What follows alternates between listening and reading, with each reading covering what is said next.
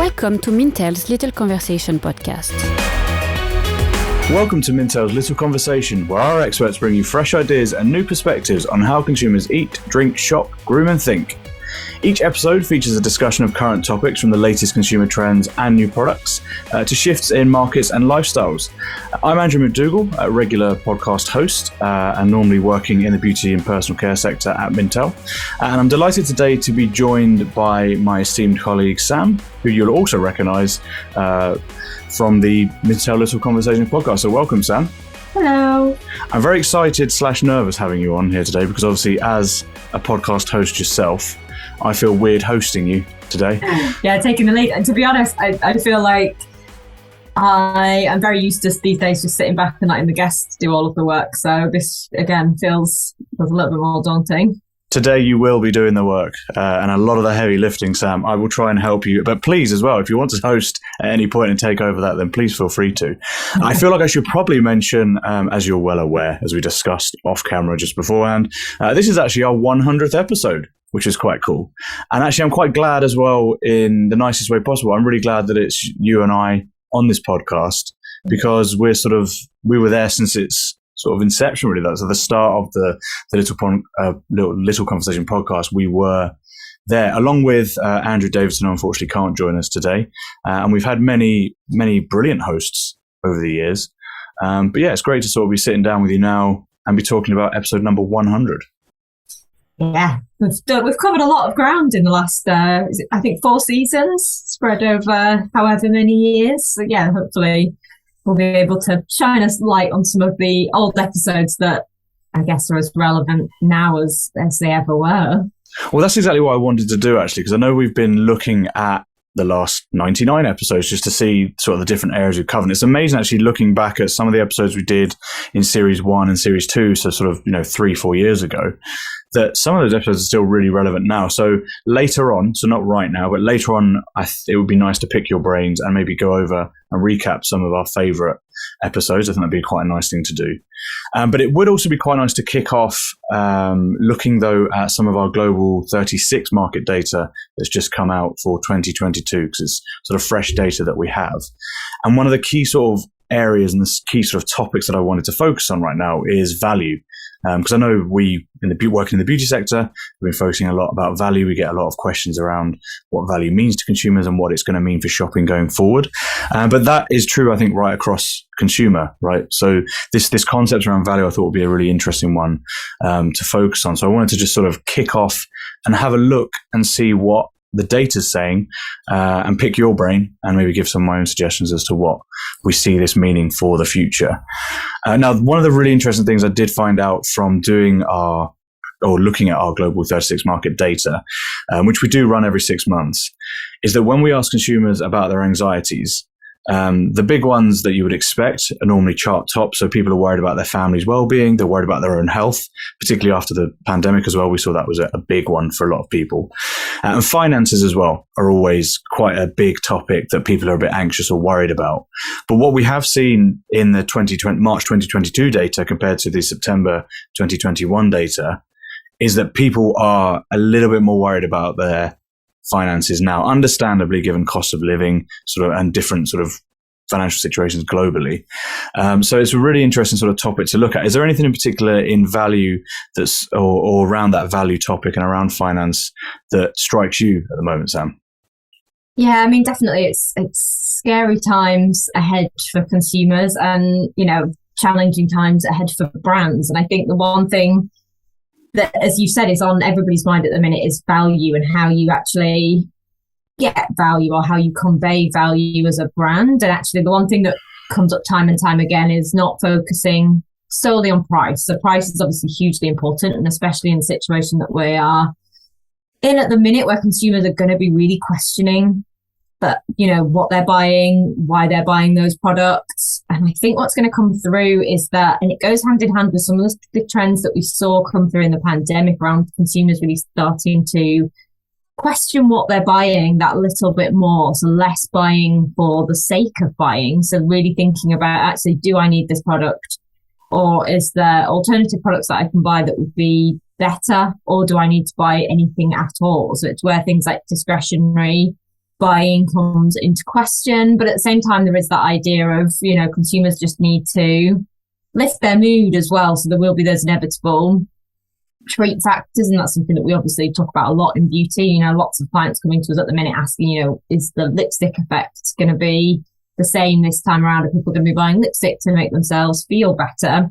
And the likelihood is, yes, it might not be specifically lipstick, but they will probably be looking for some kind of treats that they can get regardless. And also on top of that, I think there's an element of consumers are more savvy than they've ever been before. Consumers are really, I do think consumers are more savvy in terms of knowing and criticizing and calling out brands. So things like, transparency around pricing. So if you're going to raise your prices, then be transparent and tell your customers about it. Don't try and slide it past them, because they will know.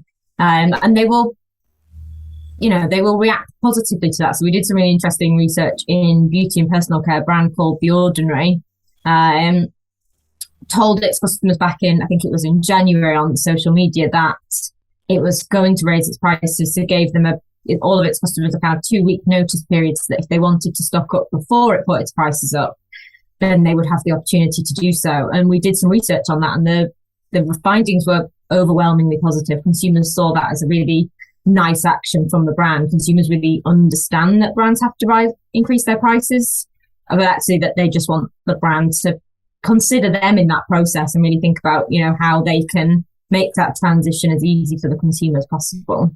I think that's a really interesting topic on the transparency issue, in terms of, obviously we're not saying that everyone is happy with price rises, but we do understand those price rises are going to happen. So it's nice to know, I think sometimes we've seen it very well in the fashion industry. They do it very well, where you'll see companies, I think it is Everlane, who sort of detail on their website about how much the raw materials cost to buy, how much the labor cost, the logistics, the transport, everything around that. And they also quite clearly say as well, this is the profit we're making, because let's be honest, again, consumers aren't stupid.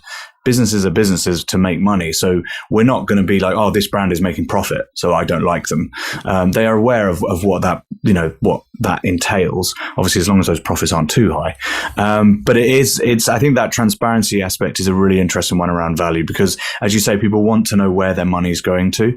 And people are going to be really it's difficult to talk about the consumer as one person, right? Because you're going to have people who are in the luxury premium sector who may not feel the hit as much, or they'll feel it, but it'll be completely different to how someone on the other end of the scale is going to feel, sort of, and how they're going to cut back on what they spend on, and things like that. And that, again, I think is where really important what you said there about value not just being about price, because it is to a lot of people, but it's also what I value is going to be different to what you value, I presume, Sam. Like if you gave me £10 and you £10, or €10 or $10, I'm sure we'd probably spend it in different ways. Like if we had the same, because we just value certain things differently. So I think that becomes really important, I think, to know what your consumers want, how your consumers behave, and what they're going to be looking for. So I think that's a really important thing when it comes to value, because there's so many different ways to look at it.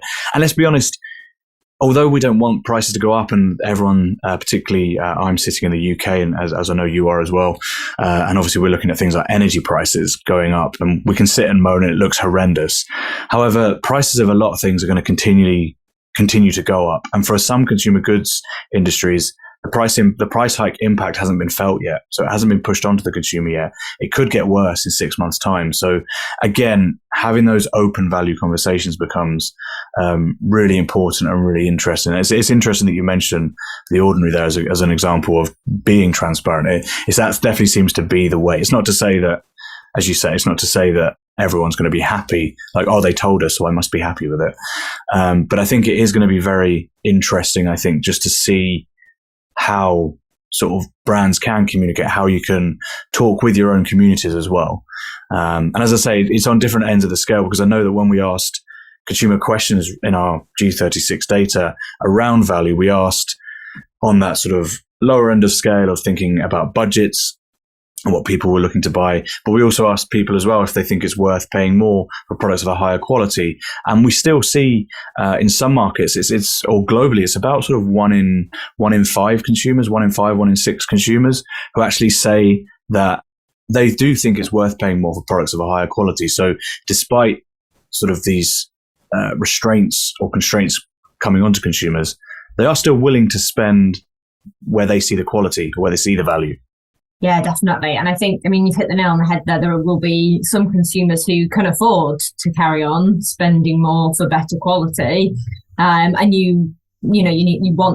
some brands will want to cater to those consumers, and that's, a good space to be in. And on top of that, I think there's a real opportunity where I feel like a lot of brands and companies miss out in terms of more focus on rewarding loyalty than attracting new consumers. So you see it all the time. You see so many promotional advertisements, anything from, get 20% off your first purchase with a retailer, or you get, things like new customers for various different, mobile phone contracts, things like that.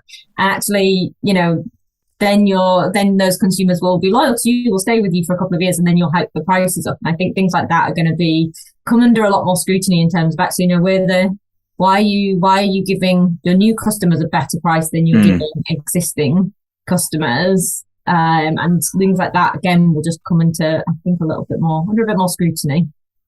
Yeah, I kind of feel like that flipped as well a bit when we talk about like energy prices. It became really weird because there's been such this focus on new customer acquisition for all consumer goods companies, not just in energy, but there's always been this focus on new customers and the perks that they can get.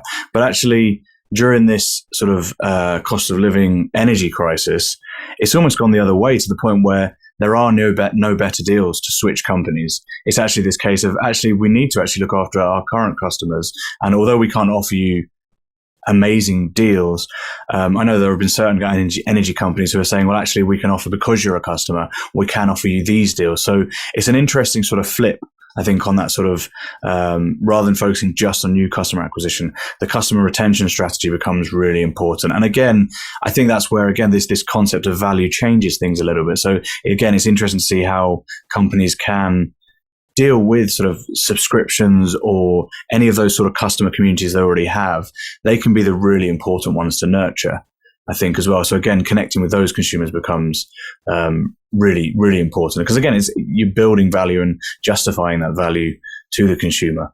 As I say, on the other end of the scale, though, the great thing I saw in the G36 data that we've just got back as well is also that there are consumers as well who are budgeting and stick to budgets as much as possible. So as much as people say we're willing to pay more, for some people, obviously, we can't pay more. So we are still budgeting. We are sticking to that budget. We are saving on certain elements of our spend so that we can afford other things. Do you think priority plays a big role in that sort of value proposition then for consumers? And how do you think brands and companies, because it's such a difficult one, because obviously money is such a ruler of this situation, but how do we play in that sort of priority arena? Yeah, I guess it's just knowing who your customer is, knowing what they want, and knowing what they prioritize, I guess, and how that fits in terms of consumers are going to be cautious, and they're going to be, as I say, just scrutinizing what they're buying a little bit more. So I think that's where things like, for us, say in beauty, it's about thinking about new product development and what products do you have in your pipeline, and are those going to meet the consumer's needs? Are they going to be the products that they want, or are you just, filling or expanding your product range unnecessarily? So really thinking about, what consumers are going to be looking for. Because I know, as well as the statement around sticking to the budget, we have data on, the percentage of consumers who look out for things that make their life easier.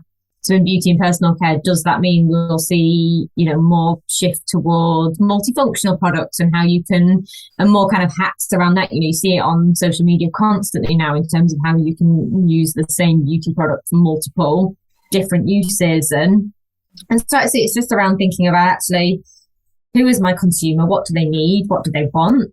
And how can I serve those needs? And I guess it's, might sound quite basic, but it is just kind of paying attention to that and really thinking about actually, if this is how consumers are really feeling over the next year, how can we support them, and how can we make them still be able to, if they are a bit financially constrained, how can they still invest and buy into us as a brand? Is it that actually we offer products, find ways or solutions to offer products that are slightly lower price or services even. So even things like, offering express services, that speedy services, because they're a little bit more cost effective, offering slightly smaller pack sizes so that consumers don't actually have to spend more on a product if they just want that small kind of indulgent treat. Is it, so really thinking about the different ways that you can kind of just help consumers and support them, and, thinking about those different things and how that fits with your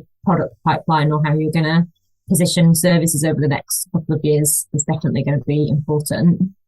Yeah, I'm glad you mentioned multifunctional there as well, because I kind of feel like multifunctional products always seem to go in waves. And it always, especially when we have any sort of thinking about the recession, you mentioned the lipstick effect as well. You've mentioned all the buzzwords today, Sam, basically, which is perfect. But it does seem to go in these waves where multifunction becomes a really important product format then, because as you said, it is cost effective for people, but there's so much more behind that value driver. So as you say, convenience becomes really important. I remember yesterday we were speaking with our household colleagues, and they were talking a lot about how in household substitutes are being used for different cleaners for different purposes. Did we have a multi-purpose product that could be used for a number of different things? It's about getting the most out of that product as well, so limiting waste. There's another driver behind what we can see coming out of this. So it's really interesting. I'm fascinated by these hacks that you mention, and sort of this sort of substitution sort of concept that potentially comes out of here. And I also think coming off the back of the pandemic, and it's obviously still in the pandemic, but coming through the last couple of years, we have seen consumers almost sort of the innovation from consumers themselves has been really ingenious in terms of sort of some of the DIY hacks we saw. Some of them, of course, not always safe, worth pointing that out.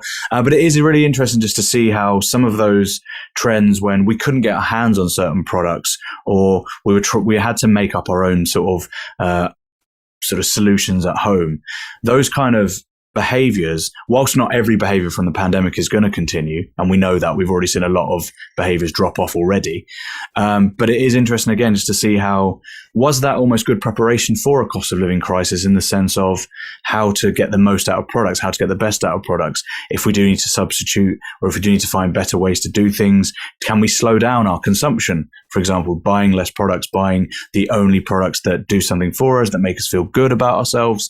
I do think it's really interesting. And I wonder for this idea of sort of mixed retail and mixed services going forward, where we will shop online, because again, the pandemic has accelerated that, though we were doing that before. That's going to be really important. But there's also a real importance to offline. And we don't live in a world now where you're either an online shopper or an offline shopper. I think that mixed service going forward is going to become really important and really interesting to look at as well. Yeah, definitely. I mean, I can't agree more. I think we've got, you will know as well, Andrew, I feel like one of the big buzzwords at the minute is the Metaverse, and all our clients want to know what they should be doing about the Metaverse. And obviously that is something to pay attention to and watch, but it's one thing that I definitely keep thinking about and keep wanting to explore, is this idea of actually, we see so much focus and energy being put on that. And as you say, we've seen, a huge online boost during the pandemic, and that will inevitably have a legacy impact. And I feel like actually now the conversations around the legacy impact that will have are being overshadowed a little bit by conversations about the metaverse, which is still a very, abstract kind of construct at the minute for most consumers, at least. And actually what I think there's more opportunities, thinking about, so say if we think about the things that we have seen in the metaverse so far, actually it's things like, replicating virtual stores, or replicating physical stores virtually, so online versions of physical retail spaces and the physical retail spaces that we're used to. But I mean, it might just be my personal opinion, but I don't really think that's necessarily what people want. And actually, I think the bigger opportunity at the minute is almost the reverse. So thinking about how consumers shop online, how they behave online, and actually how that translates into how they shop. So I think that's, really paying attention to some of those behaviours is really going to become much more important. So one thing that we always say, thinking about, again, not to bring it back to beauty, but I'm sure it's mirrored in other categories, is really paying attention to actually how online has changed the purchase journey. So things like now consumers, when they're looking for a new skincare product, can go online and literally look. So say they want to look for a cleanser, they will browse by cleansers. They don't browse by brand. Similarly, if consumers want to look for some eco-friendly alternatives to the products that they're using, they can easily search and browse those products online, or much more easily than they can in store. So I think actually what needs to happen is for retailers to pay a little bit more attention to actually some of those behaviours and how they will impact what consumers want and how consumers want the store environment to look. So actually, it's much more difficult, as I say, to kind of browse across multiple different of the same products. A lot of stores are still set up that you shop by brand.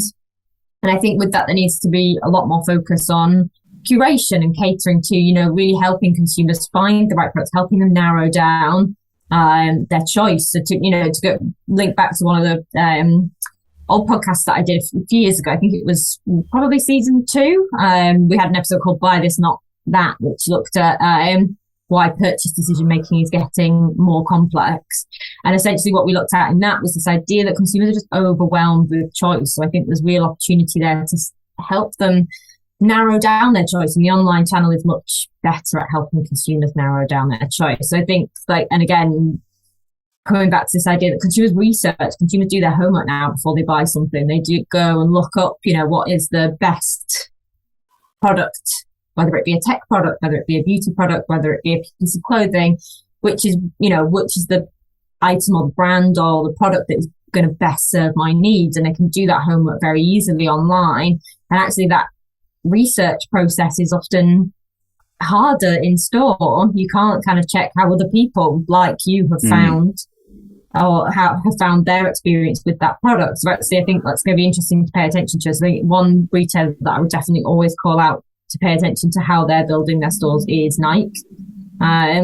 So one piece of technology that I keep shouting about is their inside track table, which is essentially an RFID enabled interactive footwear table, which basically allows you to get 2 sneakers and put them on this table, 2 different styles, and then compare them. So really looking at, how those products differ from one another and actually which is going to be the best option for you personally. So I think things like that coming into store, utilizing in-store technology and really just helping consumers find what they're looking for becomes, as I say, so much more important. Yeah, I think it's a great point you make there as well about online and offline and sort of the experience, because again, so much of it is talking about one in relation to the other. And it's actually a case that they are 2 completely separate things. And I'm not saying, obviously, we've seen this huge growth and acceleration in online that obviously does threaten the high street. It does threaten sort of in store. However, it doesn't threaten to the point where it needs to be like, oh, well, now it's just all going to be online. We still know there's going to be a clamor for offline. And it's almost like, well, how do we, as you say, I think that's a really interesting thing of how do we try and match the experiences and why is this working and why is this working and why is it not working in either? Because, and I think that's important for the metaverse as well, to go back to that point, because if we try and replicate the way we shop in the metaverse, much in the way that we do see it in video games a little bit, you can shop. But even when you shop in video games, and I do think video games is a good sort of blueprint or a good foundation for metaverse shopping to look at in terms of how you can shop in video games and the ease of it. And the fact that you gamify sort of purchases as well is really interesting to look at. But I think that's really important because, again, the way that you can shop online, rather than thinking, how do we take the offline into the online, what can we take from the online that would be very interesting to shop with offline as well? Because that, as you mentioned, that experience of just being able to find things a bit quicker. Like imagine if online shopping had all the problems that offline shopping had, where you go into a store, you go onto a website and immediately you're like, okay, I can't navigate myself. I'm finding trouble to do these things. And as you say, looking up things like reviews and recommendations, there's so many different aspects to both that I think the mixed solution is going to be the best solution going forward. And there's a lot to be taken from each one, I think, that then becomes really interesting. I do also think it's really interesting that you bring up Nike as a good example as well, because Nike, again, without sort of blowing too much smoke, some of the things that they're doing right now with regards to sort of the sneaker drops as well. So this drop culture, which again is kind of this mixed service, isn't it? Where you can create the hype online to a physical drop, a physical store sort of collection that you then go and do, like creating that hype, that buzz, that sort of exclusivity around sort of fashion.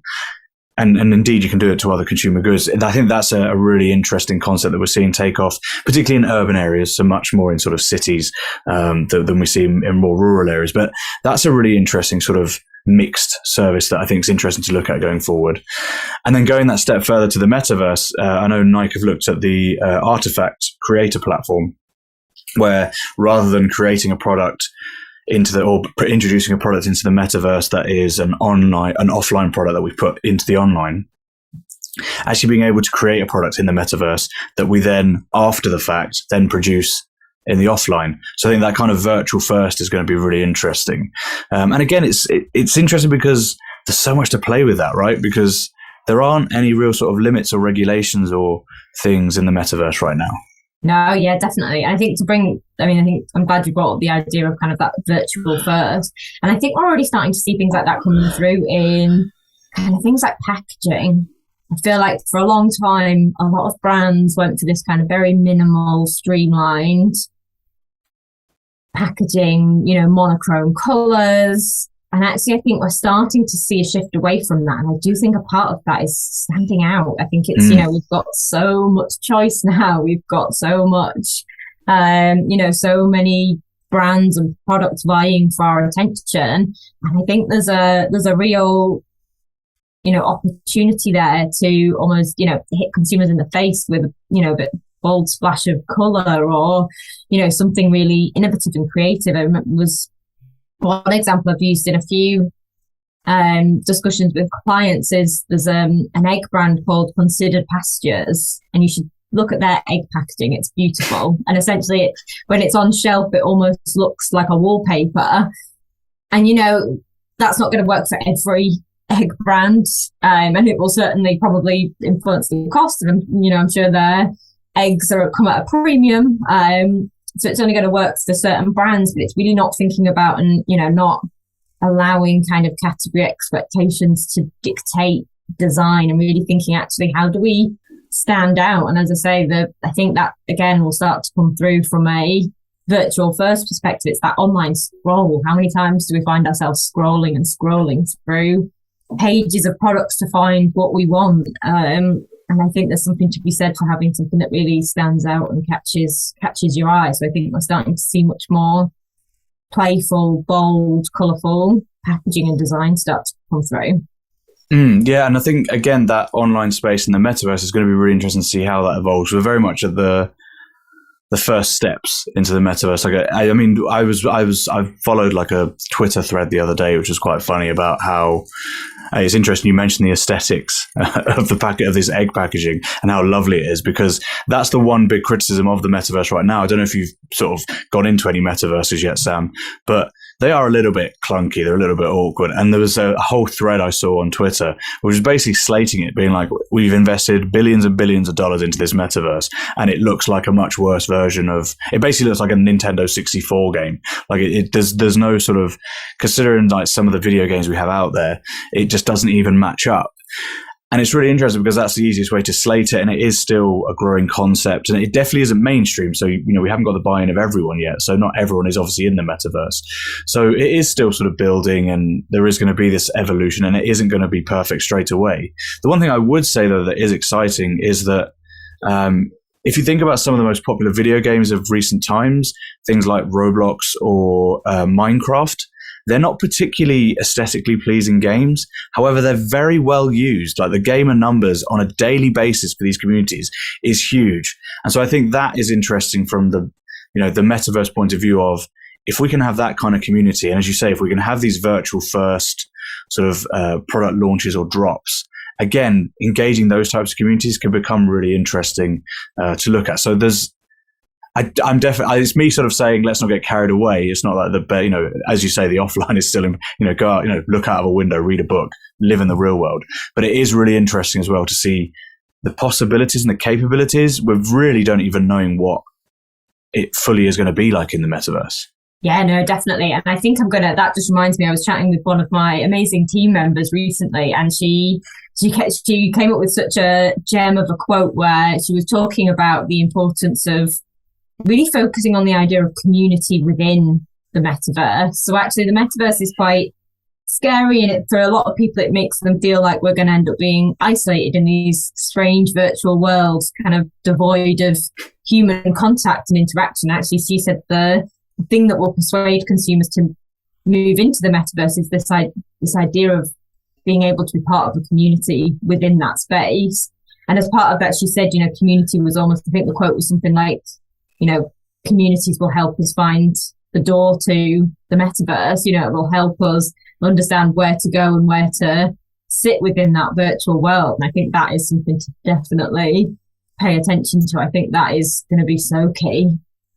Yeah, and also it's a good point as well, because I think it's so easy. It's basically so easy to be skeptical. It's like one of the easiest things to be is always to knock the new thing. And I think I always go back to, there's always a famous quote from Raymond Loewy, who was like this French-American designer, which was most advanced yet acceptable.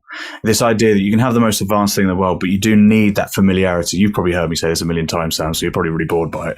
But it is this idea that you need to make some sort of connection. It just to that point where it's kind of like, if you'd gone back and pitched the idea of Snapchat or TikTok to someone 20, 30 years ago, then they wouldn't have a clue, or they wouldn't see the value of it. In the same way that when people first pitched something like an MP3 player and iPods and things like that, it didn't really make much sense. Like if you'd gone back to in the 90s, you said to someone, you can walk around with literally tens of thousands of songs in your pocket.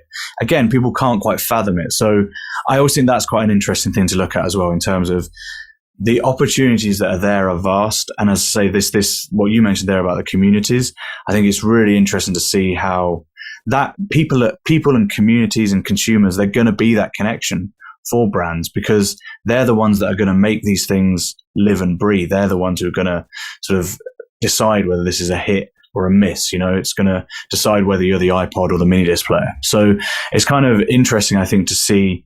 Also, shout out to the mini disc player. I missed that thing. I loved the mini disc player. I didn't mean to put it in such a bad light there, but it is this, again, as I say, it is this idea that consumer will be sort of the judge at the end of the day. And I do think that the drivers behind the metaverse, i.e. things like community, I think are a really important thing to sort of think about and factor in. I should also use this point as well to probably plug in this series, in series 4 of Mintel Little Conversation, we have had 3 episodes. If you go back just a couple of episodes ago, we've had 3 episodes, one on the metaverse specifically, one on cryptocurrencies, and one also on non-fungible tokens, NFTs. So if this kind of stuff is your bag and you want to hear more about that, we do have other podcasts on that. And that is a nice segue for me to then say to you, Sam, because I just realized the time, and I could, as always, talk to you forever. But I do want to, because this is our 100th episode, I do want to also recap maybe on some of our favorite episodes, or maybe give a shout out to some of our episodes over the years. I've got a couple that I've picked out. I don't know if you have a couple yourself. I don't know if you want to kick us off with any, but I thought it would be good to, shout out to sort of some of the great hosts, and also the great guests, and some of the great topics that we've discussed in sort of the years that have gone by. Yeah, I mean, I'll let you kick off on that one. Okay, so my first one was back in season 1. So I think it was episode 12. So just for anyone who's sort of listening and thinks, I want to go back and listen to that.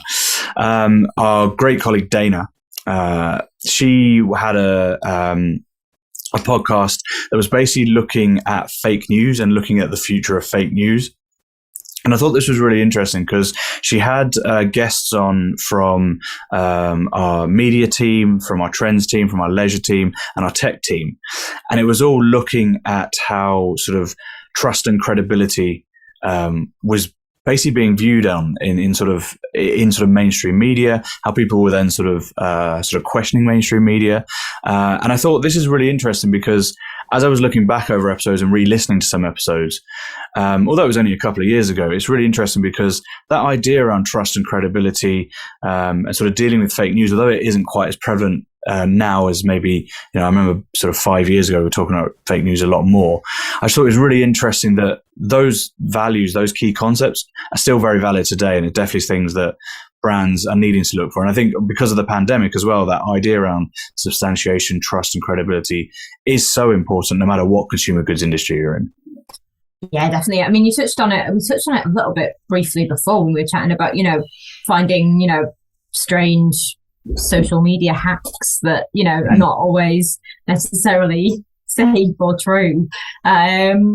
And, you know, so things like that becomes more important in terms of, you know, you get one piece of advice one day and then you get another piece of advice of somebody different on social media the next day. And I think that will inherently mean that the more that consumers will start to turn and look for expertise and people who can really actually direct them in the right way, in the right place. And I think it's one thing that we've chatted about recently in beauty is that actually, you know, say if you take into consideration things like the cost of living crisis, consumers are going to really be wanting to know that they're buying the right thing for them. So actually, does that make them more likely to go and seek out advice? And how do they do that? Do they do that, you know, where do they go for that advice? I feel like their online channel and social media influencers have been a great source of advice because they're less biased than some of the, you know, say, for example, retail assistants and store assistants. But actually, as you know, as again, we've seen on, you know, as in various different cases where, you know, some of the advice that these people give and share is not always backed by any kind of expertise. So it's not going to be the right advice or the expertise. So I think that is one thing that's definitely going to be interesting to see how that plays out in terms of not necessarily fake news, but fake advice or fake, I don't know what you would call it, but, you know, thinking about that angle and how that then builds into something similar around kind of spreading misinformation. Indeed. And actually that's sort of talking about sort of misinformation, looking at credible sources. That brings you on to the second sort of area that I was looking at, was then looking at, again, how do we, if we want evidence, we want proof, we want sort of data to back everything up that we do. And so one of the other episodes that I listened to just recently that again was really interesting, and again I think is worth going back to listen to, was episode 29, which was in season 2, I think. And that was our colleague Andrew Davidson. He spoke to a number of our sort of data bods here at Mintel. I believe it was Toby, Ben, and Mark that he spoke to. And it was all about, well, the discussion was all around the business of insights. And kind of, it was nice because it's kind of like a, not sort of self-promotion, but it was kind of this idea of, at Mintel, we have so much data, as you know, like all the product information, the market sizing, the consumer data, everything that goes into it. But then what we do with that and the storytelling and the different levels of insights, I thought it was really interesting and really nice as well to, rather than just saying we at Mintel, we do this, this, and this, it was nice that they kind of broke down what business insights means for us and how we go about sort of using that data. So I thought that was quite an interesting sort of way to, I think it was the kickoff of season 2, I'm not sure, but it was a really interesting episode to sort of break down that. And again, I think that kind of holds strong now as well, this idea that, again, having that data behind decisions that you make is really important. Yeah, and I think I'm going to jump on that. And I think you know, what comes through time and time again is collaboration. You know, I think Mintel works so well as a business because nobody knows everything. We don't know it all. You know, not one individual at Mintel that can tell you everything you need to know and where your brand, what they should be doing and where they should be heading and what products they should be developing. But we have a huge team with, globally, who we can reach out to and get, you know, advice and expertise on, you know, different specialisms and how different things work and learn from one another. And I think that just becomes so important. It's that idea we've seen from a commercial perspective, we know how, you know, things like collaborations in a, you know, say a brand perspective, you know, we've seen that those collaborations can, create more hype around products, open brands up to new customers and things like that. But actually if you think about it from a more inward looking view, you know, collaboration is so important, just to pay attention and just listen and to take on board and, you know, find solutions. And I think actually that I'm going to do a bit of self-promotion, spotlight an episode from season 3, which I did with Joe Chidley, of the founder of the Beauty Kitchen. And for anybody who's interested in, you know, sustainability, in that episode, we kind of looked at the value of sustainability from a brand perspective. So Joe has done huge amounts of work in terms of making the beauty industry more sustainable. And a huge part of that conversation was this idea that actually no one brand, no one person can change the world.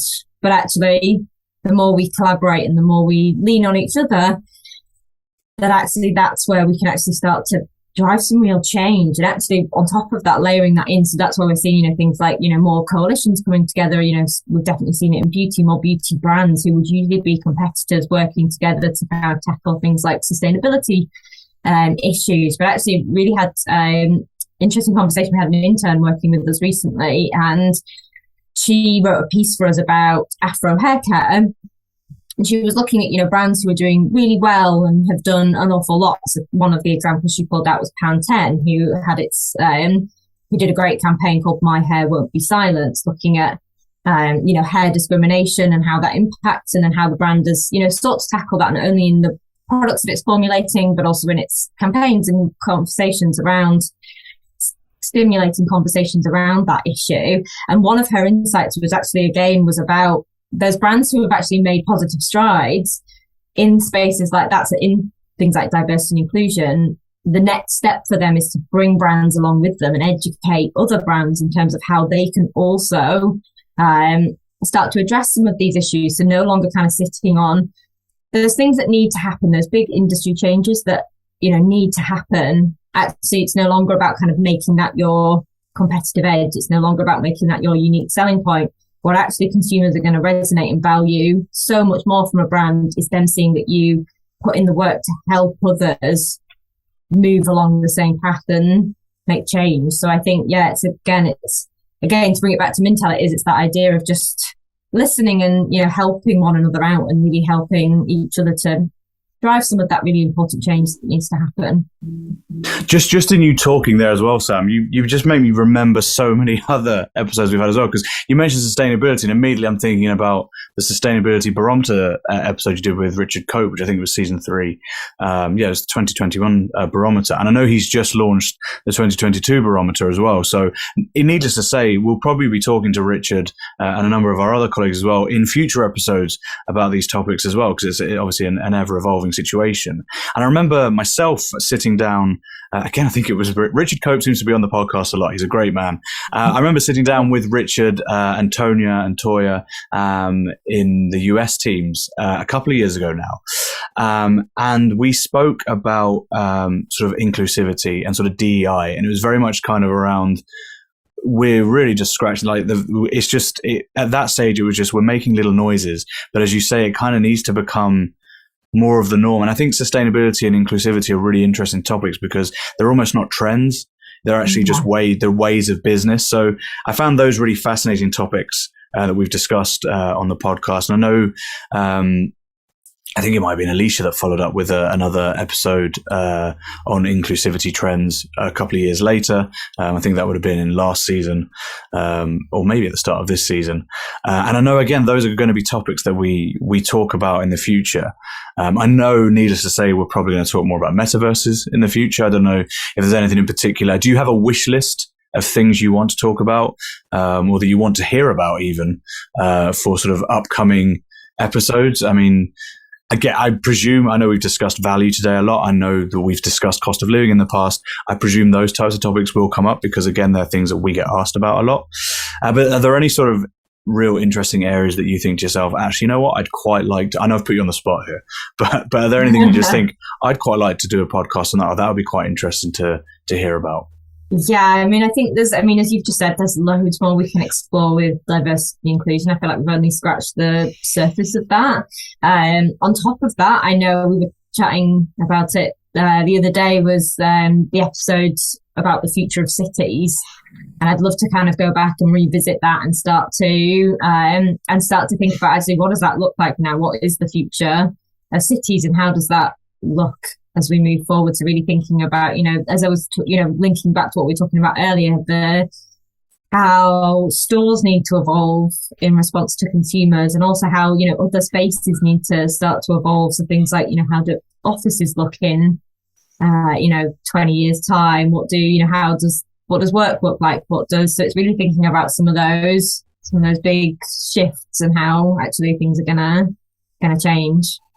Yeah, as you're mentioning it there, I'm literally thinking I'd quite like to hear about. I'd quite like to hear more about sort of how spaces are going to evolve and how important that's going to be, because I think that's going to be a big thing again in how we connect with consumers. Are those spaces, because that's again that those spaces can be online or offline or wherever. So the physical space is going to be really interesting to see how that evolves.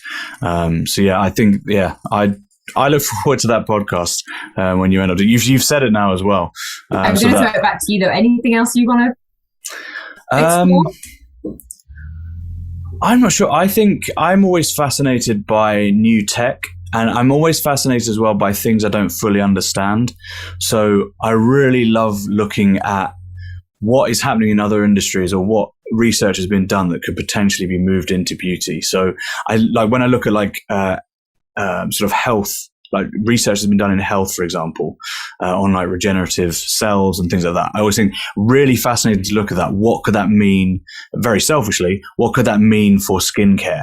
You know, this idea that, okay, if we're 3D printing stuff, if we're 3D printing hearts and organs for people, 3D printing skin isn't going to be as intricate as that. So again, where are the next steps there? So I always think it's really interesting to look at other categories and just think, oh, how can we basically steal your ideas and make them go forward? So maybe that's going to be something I look at going forward, is just an episode on stealing ideas. Because again, I just think it's fascinating to look at sort of innovations in all different industries. So I think that would be something quite interesting to look at. And also, I just love the team we work in, because we have a lot of different interests. I know that there's going to be topics that yourself or indeed Andrew is going to come up with that I'm going to be like, I never thought of that, but that would actually be sort of really interesting to listen to. And one thing I will say, though, is I know we could go on like this for ages, and I feel like we possibly have. So I do apologize for keeping you. But we do have to probably leave it there. Thank you so much for joining me in this sort of conversation and for putting up with my rambling ways, Sam. You've done it for 100 episodes now. Which is fantastic. As this is our 100th episode, as I've mentioned, of Mintel Little Conversation, I'd like to say to our listeners, which currently is across 59 countries, on behalf of myself, Sam, I don't want to speak for you, but on behalf of our fellow hosts, past and present, and all of the team behind Little Conversation, a big thank you. We do truly appreciate the time that you take to listen to us, to sort of give any feedback to us, and we're really honored to take up space in your podcast rotation. But the conversation, of course, doesn't end there. If you head over to Mintel's LinkedIn, or if you head over to our Instagram, and we'll put all sort of relevant links sort of below wherever you're getting this information or wherever you're listening to this podcast now. But please let us know what you think. We'd love to hear what your favorite episodes are, your ideas for topics as well. We're always interested to know what people want to hear more about, because as I say, we want to hear more about it too as soon as we hear it. So we can definitely look to tackle anything like that over the coming months. And if you do want to learn more about Mintel as well, head over to mintel.com, check out our blog, sign up for the free Mintel Spotlight newsletter that we have, and make sure you never miss an episode either by subscribing on Apple Podcasts or Spotify or wherever you get your podcasts. But once again, Sam, thank you so much for today. Thank you for your insights, and thank you for hosting and all of your insights over all of the episodes that you featured on over the last 100. No, thank you as well. It's been a great 100 episodes over the years, and thanks also to all of our amazing guests that we've had on all of the years. We definitely could never have done any of it without all of those as well. That's a great point, actually, because otherwise it would just be us sort of sitting there just talking to no one. So yeah, definitely thanks to the guests. And as I say, thanks to everyone. Thanks for listening. Here's to 100 more. But goodbye for now. And we'll catch you next time for another episode of Little Conversation.